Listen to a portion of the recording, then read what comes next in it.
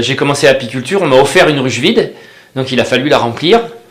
Et donc petit à petit, j'ai gravi les échelons jusqu'à devenir aujourd'hui professionnel. Donc j'ai acheté un essaim ou deux. Et puis après, j'étais les bras d'un vieux papy de Fuveau qui avait une centaine de ruches. Donc je lui transportais les ruches et il m'apprenait l'apiculture. Jusqu'au jour où j'ai sauté la barrière et je suis passé professionnel. Mon exploitation aujourd'hui, c'est à peu près 200 ruches en production. Et puis bien sûr du matériel d'extraction, un véhicule pour déplacer les ruches.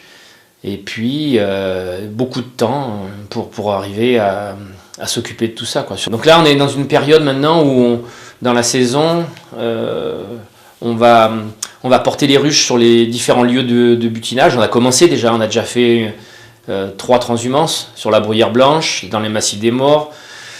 Là, on les a menés sèches pour le châtaignier et dans le Val-Gaudemar, donc au-dessus de Gap, pour le miel de montagne. Et à partir de ce soir, on monte sur les lavandes, donc Valençol, ensuite Sceaux et Banon. Là, je vais vous emmener sur le rucher et on va préparer les ruches pour partir en transhumance. On part ce soir. Nous sommes arrivés sur un des ruchers, emplacement d'hiver pour nous. La forêt nous protège du Mistral notamment, du vent. Voilà, et puis après, des clairières pour le soleil. La forêt apporte aux abeilles d'abord la protection des conditions météo. Et puis après, elles vont chercher sur les chênes le pollen de chêne au printemps.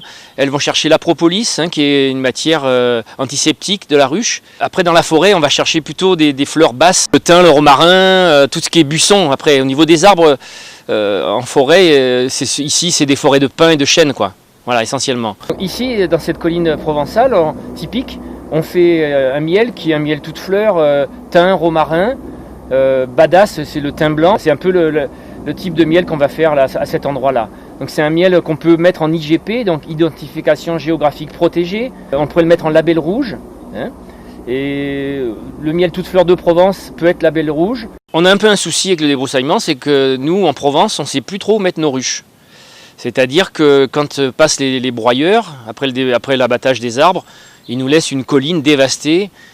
Plus de romarin, plus de thym, plus de badass, c'est le thym blanc. Les ronciers aussi qui disparaissent.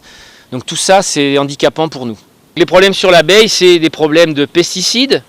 Et puis tous les problèmes de varroa, le frelon asiatique qui arrive maintenant, ça y est, en Provence, il est là. On en a eu à Fuveau l'an dernier un petit peu.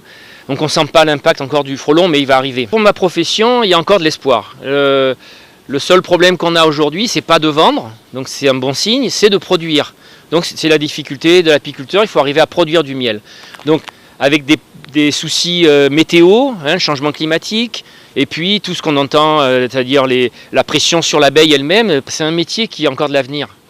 Même si c'est difficile, on peut en vivre aujourd'hui. On peut gagner sa vie, on peut élever une famille avec un métier comme ça. Sur Hyères, il y a des écoles qui forment au métier d'apiculteur. Le seul regret que je pourrais avoir aujourd'hui, c'est de ne pas l'avoir fait avant.